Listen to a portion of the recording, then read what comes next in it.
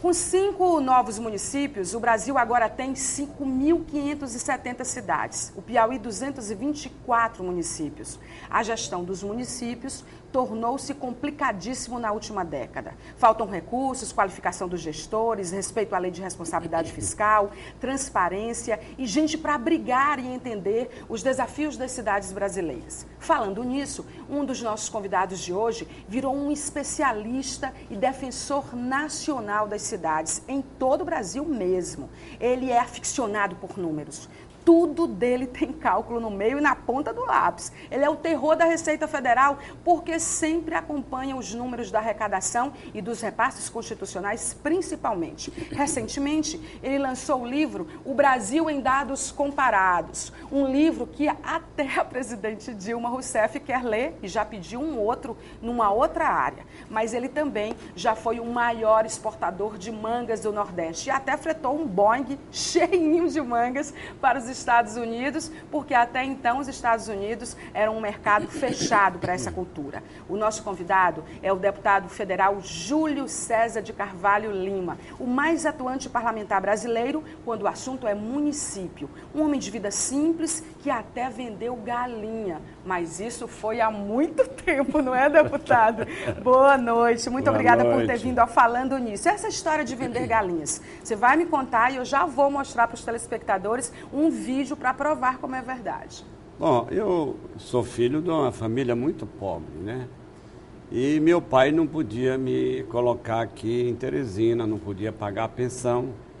E eu tinha que ganhar nas férias o suficiente para me manter os 4 meses aqui na escola. Eu cheguei aqui no dia 2 de agosto de 61 e fui morar na casa do estudante.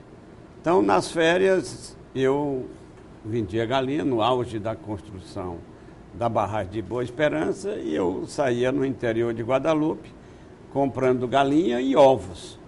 E vendia para um cidadão chamado Joaquinzão, que era fornecedor da cantina e dos comércios lá da barragem de Boa Esperança.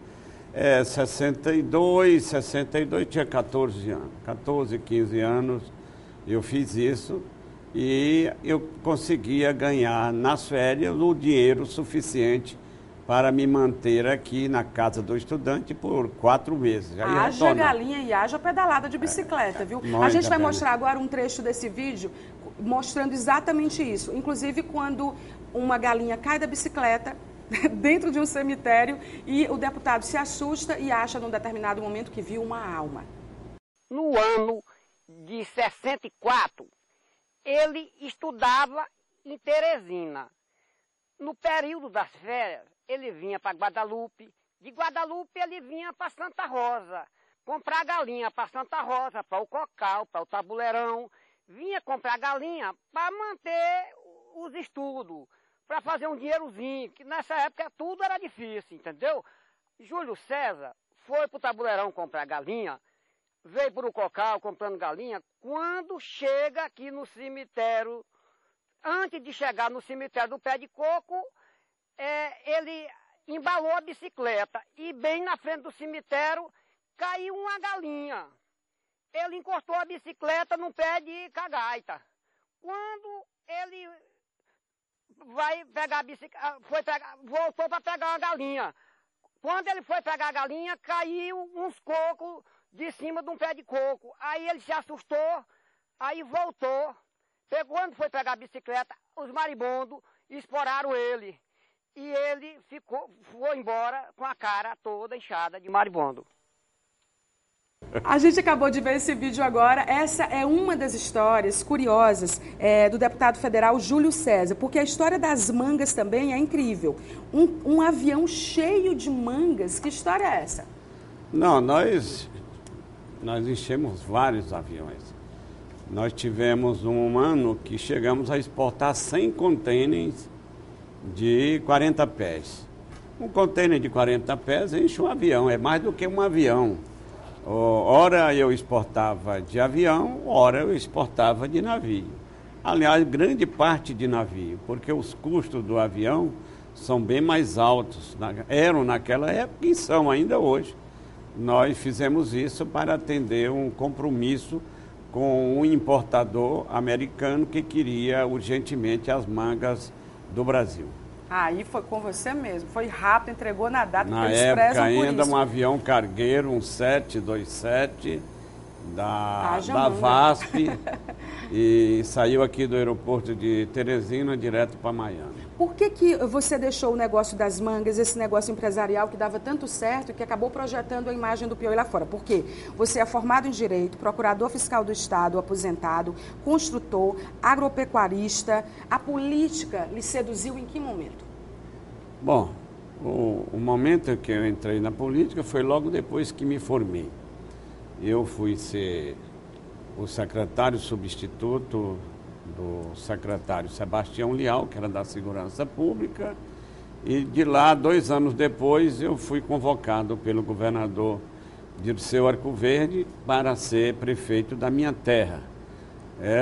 Foi uma convocação, porque eu não estava disputando, eu não desejaria ser prefeito, eu já era fiscal de rendas, eu era chefe de gabinete, secretário substituto da Segurança Pública e queria fazer carreira. Mas como o prefeito naquela época era nomeado pelo governador, porque era área de segurança nacional, com o aval do presidente da República, que à época era o Geisel, ele, com tanta disputa que houve, ele achou por bem me convocar dentro da sua equipe para ser o prefeito da minha cidade, naquela época, em março de 1977. Agora, a política virou um caminho sem volta, porque o senhor está no seu 4º mandato, são 12 anos, daqui a pouco mais 4, né, dedicados à política. Não tem mais jeito, porque você virou um municipalista, o deputado federal que mais entende de recursos destinados a municípios. Bom, fui prefeito quase 8 anos, depois deixei. A prefeitura elegiu o meu substituto e depois retornei, aí sim eleito. E nesta condição de prefeito eleito, fui presidente da PPM. Foi a época que despertou grande interesse de trabalhar pelos municípios. Os municípios, naquela época, do estado do Piauí. E ao terminar o meu mandato, na eleição seguinte, me candidatei a presidente da PPM. Fui eleito com mais de 90% dos votos, com a disputa com hoje o meu amigo Pompílio, com o apoio do governador de então, Alberto Silva, e tive de 85 votos, eu tive 80 votos, 4 contra e apenas uma abstenção. Então, fui eleito quase que pela unanimidade dos presentes. Na época o Piauí tinha só 114 municípios, e nós fizemos um grande trabalho de valorização dos prefeitos, de valorização dos resultados de cada um em cada cidade, orientando para que eles fizessem uma boa prestação de conta e tivessem o mínimo problema com o Tribunal de Contas e com a Justiça do nosso Estado. Se você fosse eleger o seu projeto mais importante, já nesse 4º mandato, qual seria nessa área de municípios? Porque eu imagino que esteja ligado a essa área. Seria fazer uma reformulação do Pacto Federativo Brasileiro.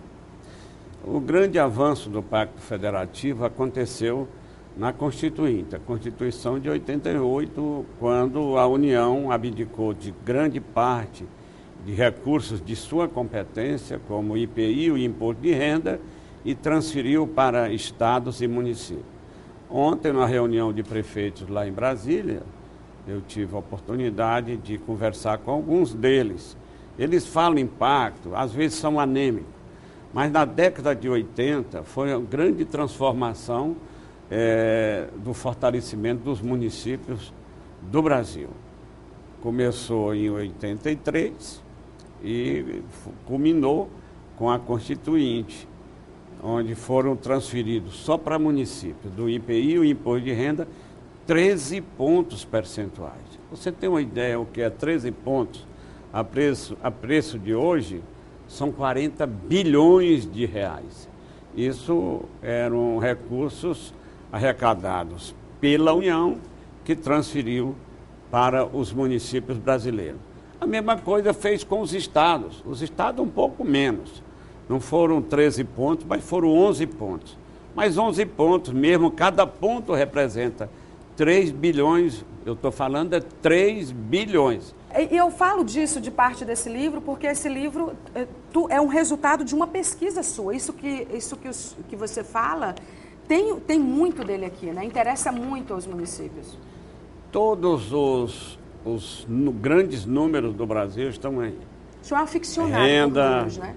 Renda, transferência de renda, todos os programas sociais de transferência direto para cada homem ou cada mulher no Brasil, ou de transferência através dos entes federados, as transferências constitucionais, as transferências constitucionais para estados e municípios, os orçamentos de todos os estados, os orçamentos de todos os municípios, de todas as capitais, avaliação per capita, avaliação absoluta, avaliação relativa, percentuada, tudo está aí. É um livro tão importante que... Então, é um livro hoje que é adotado por todos os ministros, todo homem de negócio, todo homem de governo que quer ter.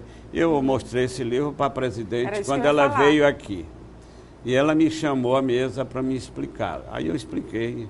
Ela disse o seguinte: deputado, o senhor está me dando notícia, o senhor está me dando informação que o meu planejamento nunca me deu. E mais, eu estou fazendo um outro livro, esse aí é Brasil em Dados Comparativos das Unidades Federadas. Eu estou fazendo um outro livro, o Brasil e o Mundo em Dados Comparativos, onde eu comparo o Brasil, na avaliação da ONU, todos os indicadores que são aferidos pela ONU, com todos os países e continentes do mundo. E eu me lembro muito bem que a presidente Dilma disse: vamos comparar aqui o Brasil com o México. Depois comparamos o Brasil, o PIB do Brasil, com todos os países da África. O que chamou a atenção da presidente? O PIB brasileiro é maior do que o PIB dos 53 países da África. Aí ela diz: vamos aqui à África do Sul. O PIB da África do Sul é mais ou menos 30% do PIB do estado de São Paulo, de um estado brasileiro. Então ela disse: olha, depois eu queria que você fosse lá me explicar melhor, quando você tiver o livro pronto, gostaria que você me desse o primeiro exemplar, e assumi este compromisso de fazer este compromisso com ela, de cumprir. Eu estou fazendo já a última leitura, fazendo as últimas correções. São números demais, você não pode confiar, às vezes, só nos dados que lhe transferem. Existe dado que a própria base, às vezes, se confunde e você tem que corrigir porque vai o seu nome. Então, tem que ter muito cuidado. O senhor é um aficionado por números e há quem diga que o senhor é o terror da Receita Federal, porque o senhor acompanha realmente de perto a arrecadação, os repasses constitucionais. Isso é fato? Terror é uma expressão sua.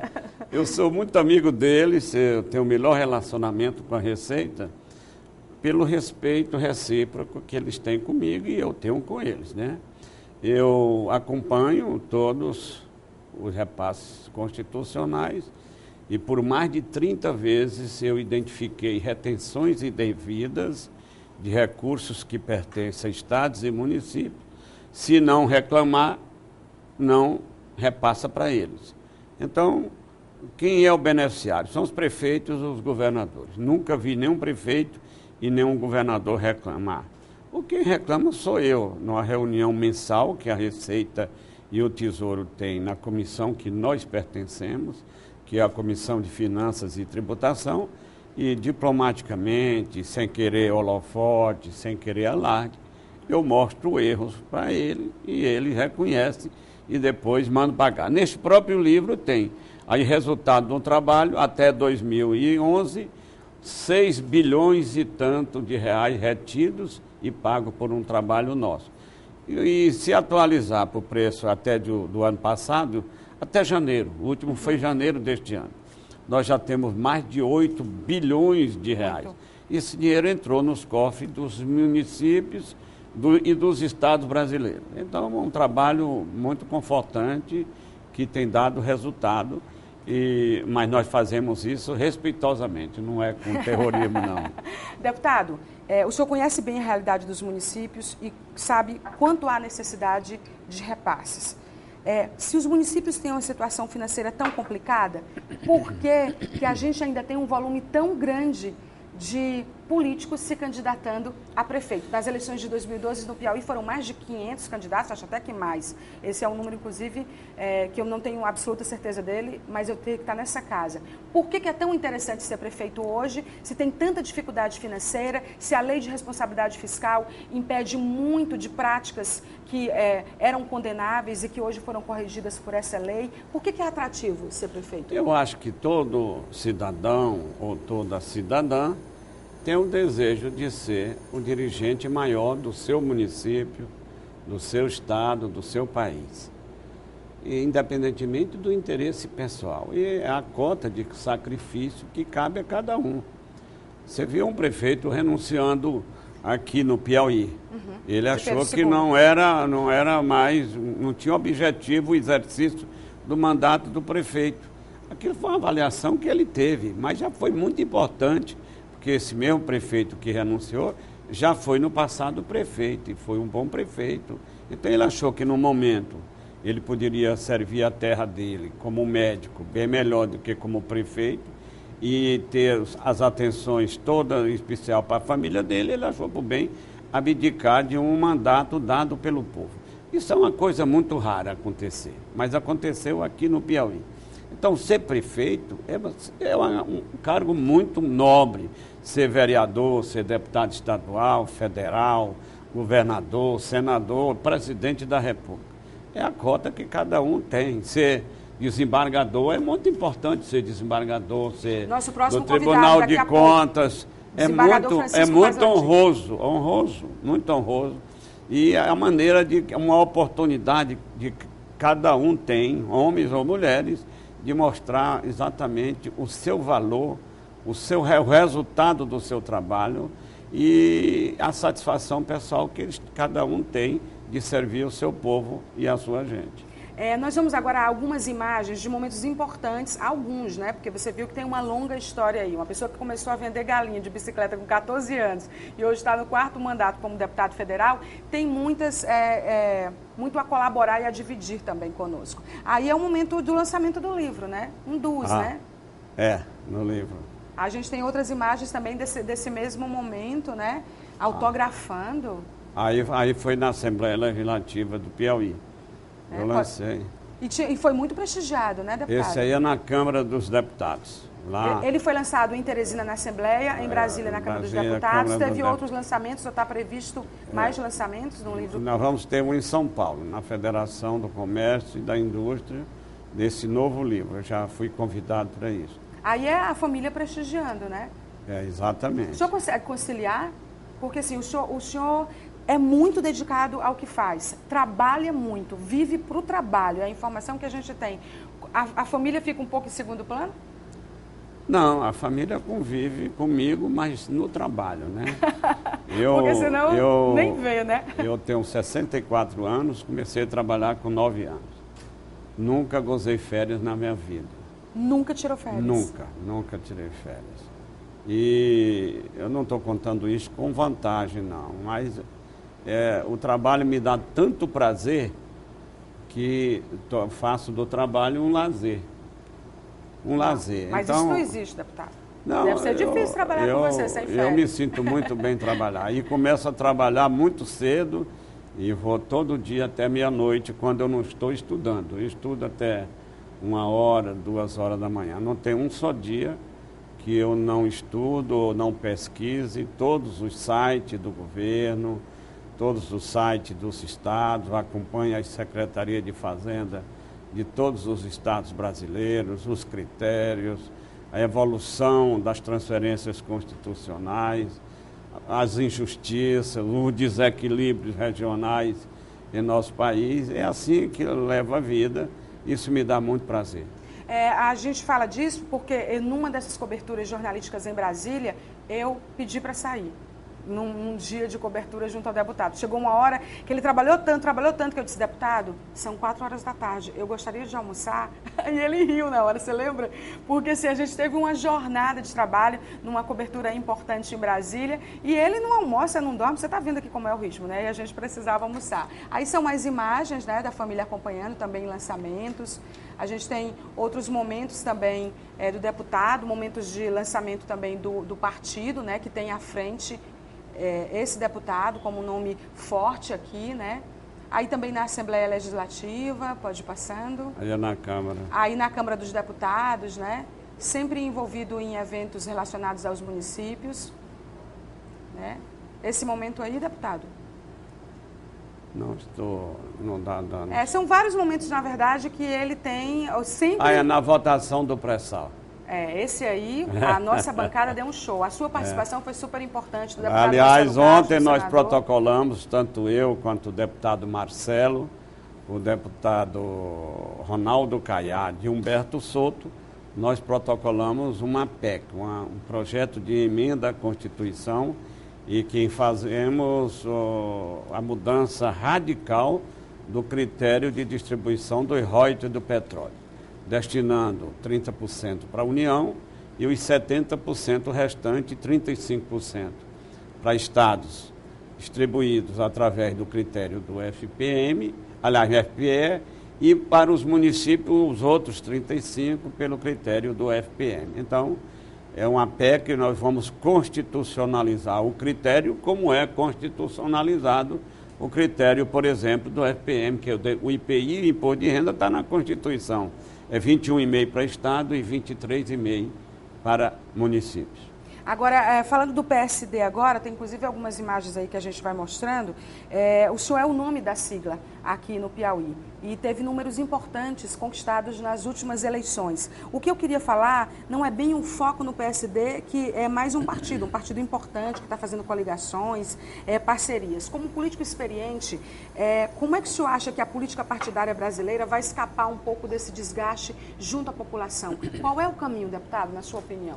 O caminho é o eleitor cada vez mais se conscientizar, se esclarecer e se informar da melhor opção que ele possa ter no dia do exercício da sua cidadania, no dia de votar. Então, como tudo que se faz hoje é transparente, o eleitor sabe de tudo. Ou sabe através das redes sociais, ou através da televisão, ou do rádio, e eles vão fazer a melhor opção no dia da eleição. Os órgãos de controle externo estão cada vez mais eficientes. Tem os órgãos dos né? controle interno, a justiça também está muito rigorosa, e é bom que continue assim. A controladoria, o TCU, o TCE, todos os órgãos têm aí. Então é muito difícil um político enganar o povo mais do que uma vez, porque da outra vez ele é eliminado. Então, quando eu vejo um político com vários mandatos, ele tem mérito, porque ninguém tem a capacidade de enganar sucessivas vezes o eleitor brasileiro. O senhor pretende manter essa plataforma junto aos municípios? Ou o senhor imagina que com tantos desafios no Brasil e particularmente no nosso estado, haja novos focos daqui para diante? Bom, o foco sempre é o município, porque nós temos um pacto federativo constituído dos 3 entes federados: União, Estados e municípios. A população que tem na União é a mesma população que tem nos municípios e a mesma população que tem nos estados. Mas onde é que estão os problemas e as soluções do povo brasileiro? Nos municípios. E é exatamente o mais fragilizado, é o que tem a menor capacidade tributária. O município só tem capacidade tributária e competência de 4%. Quando fazem as transferências constitucionais do ICMS, do FPE, do FPM, e todos os municípios vão para 16, 17, e os estados para 25, 26. A União fica com o restante. E a União é uma ficção, ela poderia ser apenas a controladora. E os executores, os municípios, que estão mais perto do povo, que conhecem os problemas, que sabem fazer as obras mais baratas e que sabem conversar com o povo brasileiro. Então, Eu acho que dentro de uma reformulação do Pacto Federativo Brasileiro, nós temos que fortalecer aquele que mais sabe fazer o que o povo quer, que são os municípios do Brasil. A gente sempre pergunta, falando nisso, qual o melhor conselho que os nossos convidados já receberam? O senhor gosta de dar conselhos ou de ouvir conselhos? E o que o senhor já ouviu que serviu de fato? Eu gosto muito de trocar ideia. Eu, às vezes, sugeri alguma coisa, porque, às vezes, você tem uma ideia fixa de um determinado pensamento. Quando você começa a conversar com outro, e pode ser uma pessoa muito sabida ou pode ser até uma pessoa do interior, uma pessoa da roça. Eu já tive lição de vida de pessoa do campo. E ele me deu um ensinamento de vida, que eu mudei, inclusive, ideia daquilo que eu pensava em fazer lá na minha fazenda ou na minha casa de campo. Então, é muito bom o diálogo, é muito bom conversar, que conversando você tira muito proveito ou aprimoramento das suas ideias, tirando proveito da ideia dos outros. Para encerrar, que pergunta o senhor gostaria de fazer e a quem? Pergunta que eu gostaria de fazer. Agora a gente vai trocar. Se eu pudesse fazer uma pergunta nesse momento, eu faria à presidente da República, que ela revisse os privilégios injustos que existem em nosso país, olhasse com bons olhos a revisão do Pacto Federativo e distribuísse de melhor as receitas e os encargos que ela tem para compartilhar com os outros entes federados, com estados e municípios. Então, essa seria uma pergunta do que ela vai fazer para que isso aconteça. Exato. A gente vai ter que acompanhar ao longo de um bom tempo para ter essa resposta, pelo menos. É. Deputado, muito obrigada pela entrevista. A gente teve aqui hoje no Falando Nisso o deputado Júlio César, um municipalista, um homem que foca na questão do município, um município que enfrenta grandes dificuldades em todo o Brasil, particularmente no nosso estado. A gente teve aí no Nordeste uma grande estiagem, os municípios estão cada vez mais envolvidos na questão da sobrevivência dos cidadãos, né, que até isso realmente está difícil e precisam de recursos. Nós vamos para o intervalo comercial. Muito obrigada pela entrevista. No próximo bloco, a gente vai ver como a Corregedoria do Tribunal de Justiça do Piauí tem feito repercutir o trabalho desenvolvido aqui por um grande desembargador que resolveu comprar briga, dizer a justiça tem que funcionar e tem que funcionar a partir das normas do CNJ. Que normas são essas? Que realidade a gente tem mudado a partir dessas metas que já estão sendo cumpridas no nosso estado e o Brasil inteiro está de olho. Daqui a pouco conosco o desembargador Francisco Paes Landim. Até já.